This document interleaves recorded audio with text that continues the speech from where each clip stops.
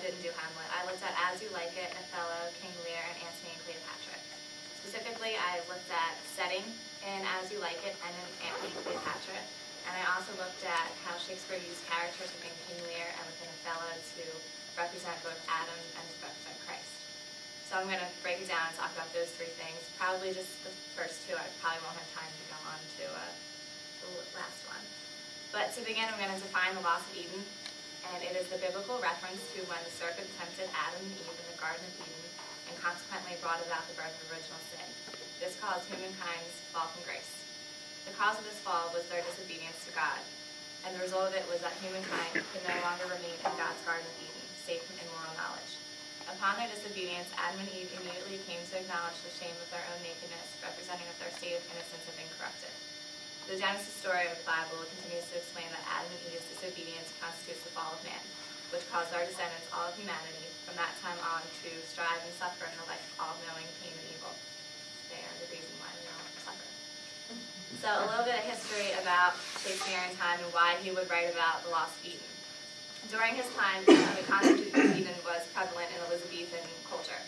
5 years before Shakespeare was born, the Elizabethan religious settlement severed from the Church of England from the Roman Catholic Church during the decades of uncertainty. In the following years, extreme pressure was placed on all of England's Catholics to convert to the Protestant Church of England, and laws were made that made Catholicism illegal. So some historians maintain that in Shakespeare's lifetime there was a substantial and widespread client resistance to the newly imposed faith.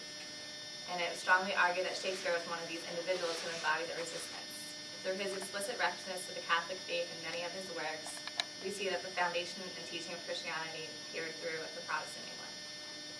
So he was trying to, through his works, insert little bits of Catholicism into the changing culture of the religion of the time. So we're going to look at setting and As You Like It and Antony and Cleopatra and see how it represents the Garden of Eden and the lost Eden. In both As You Like It and Antony and Cleopatra, Shakespeare layers the settings of the plays with explicit references to the Garden of Eden and the societal lost Eden. What chiefly distinguishes As You Like It from other Shakespearean works is the nature and function of its setting, which is the forest garden. The forest serves as a contrast to the court, and the forest represents freedom and liberty and life without the restraints of a courtly life. Bringing the biblical references to Eden into the current situation of his surroundings, Shakespeare allows his play to represent society's transition away from Eden. At the time that Shakespeare wrote As You Like It, which was between 1598 and 1601, the Elizabethan era was experiencing sharpening social conflict, shifting in government and culture. In its essence, the plot is the brutal story of Elizabethan social transformation. It clearly represents the differing sides of the feudal versus urban lifestyle, and brings into play the difficulties England was experiencing with its transformation to capitalism. To illustrate the difficult adjustment that this was, Shakespeare may have wanted to remind his audience of the dangers of life within the court as compared to a simpler, rewarding life within the forest of Arden, which represents the Garden of Eden.